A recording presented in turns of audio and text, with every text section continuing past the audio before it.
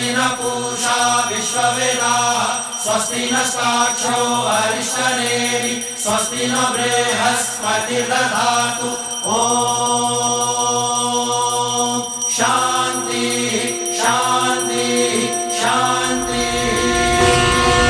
तेल के मर्दन से वायु तत्व शांत हो जाता है, तन के साथ साथ मन भी स्वच्छ हो जाएगा, ताकि राजा सदा उचित मार्ग को चुने और धर्म का पालन कर सके।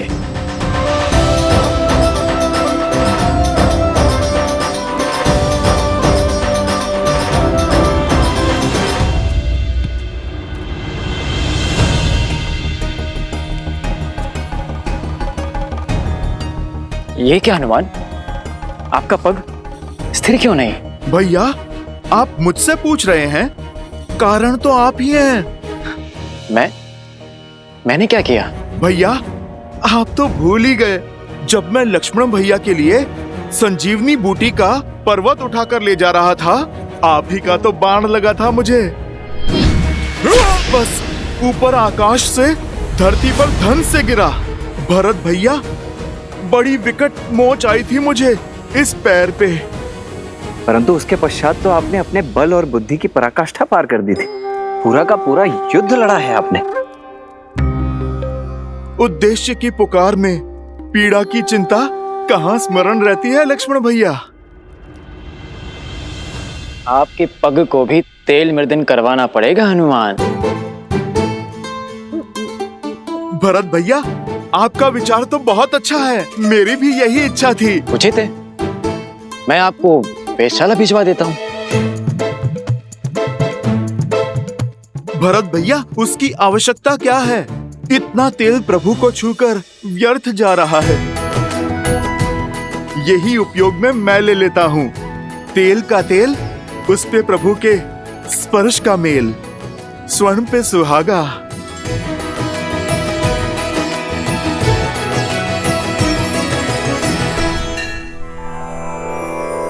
श्री गुरु चरण सरोज रज निज मनु मुकुरु सुधारी।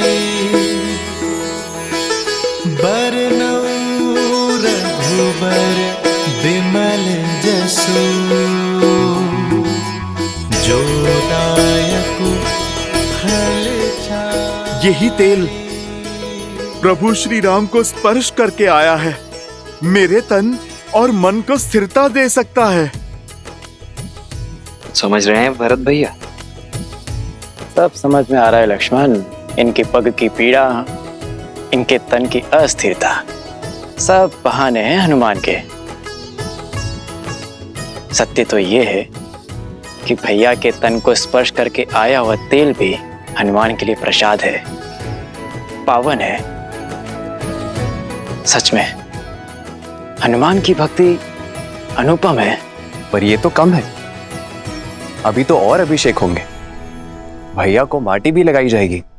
क्या हनुमान वो भी अपने तन में मल लेंगे? कहीं यह विचित्र दृश्य ना प्रस्तुत हो जाए। उचित कह रहे हो शत्रुघ्न। भ्राताओ, बहुत बड़ी भूल हो गई हमसे। सीता भाभी माँ के साथ ही रखना चाहिए था हनुमान को। अब और न जाने क्या क्या खेल दिखाएंगे ये। भरत भैया, जो पहले ना हो सका वो अब भी तो हो सकता है। अर्थात? हनुमान जी, एक कार्य तो शेष रह गया। हमें शीघ्र भाभी माँ को यहाँ बुलवाना होगा। वो क्या है कि भैया के शीश पर जब अयोध्या का राजमुकुट सजेगा तो उन पर प्रथम पुष्प वृष्टि करने का अधिकार तो भाभी माँ को ही है ना। तो समस्या क्या है लक्ष्मण भैया? प्रभु के कार्य में कोई भी विघ्न नहीं आएगा। राम लखन सीता सहित हृदय बसहु सुरभूमि।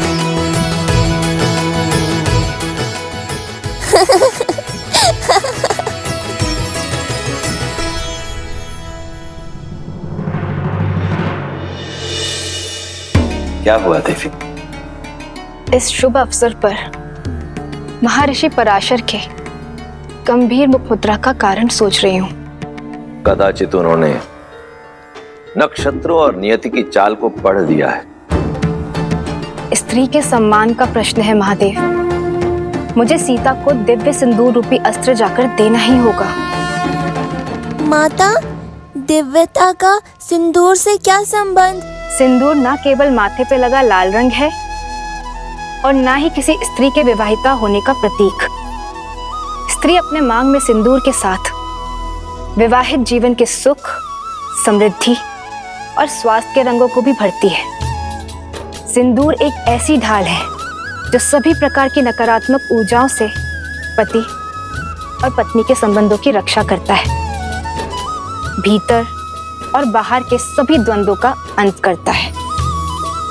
जिस प्रकार श्री राम को युद्ध के समय भिन्न भिन्न प्रकार के शस्त्रों और अस्त्रों से सुसज्जित किया गया था, अब समय आ गया है देवी सीता को भी वैसे ही सज्ज करने का, क्योंकि शीघ्र ही एक और असुरी शक्ति चुनौती देने वाली है। और इस बार युद्ध केवल श्री राम को ही नहीं, देवी सीता को भी लड़ना होगा। अब जाइए देवी, समय अत्यंत कम है।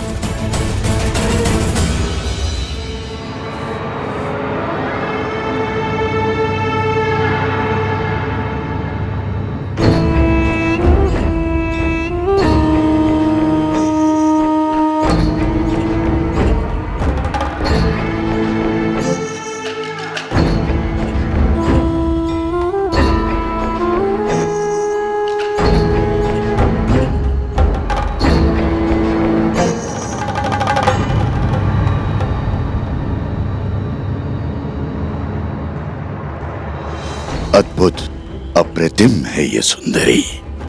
इन पर मोहित होकर क्या पाप कर लिया मेरे भाई रावण ने। प्रणाम ऋषिवर। सुखी रहो।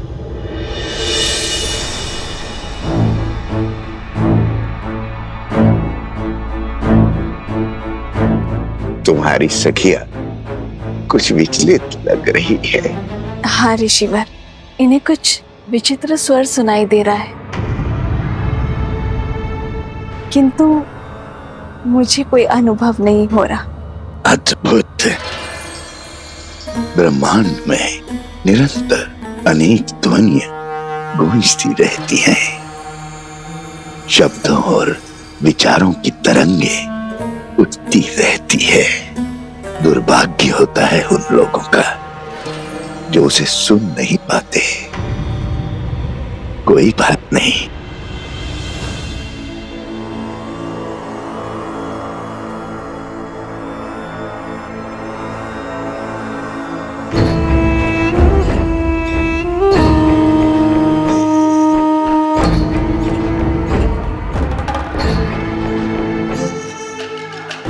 मेरे हाथों से प्रसाद खा लो, सब सुनाई देगा।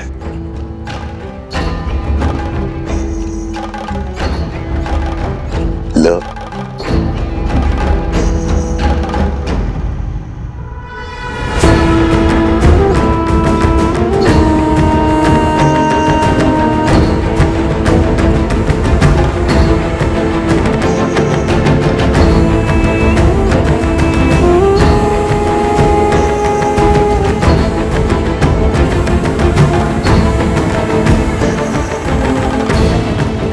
प्रसाद लेकर उसे ग्रहण न करना उसका अपमान होता है देवी। ग्रहण करो।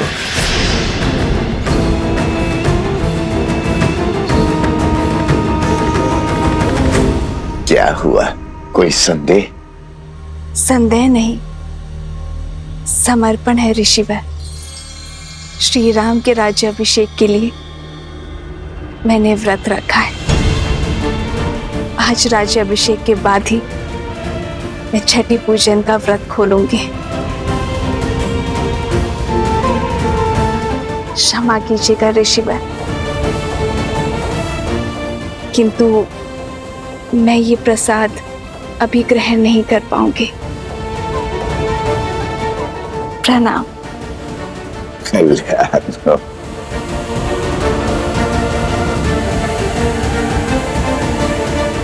कल्याण हो।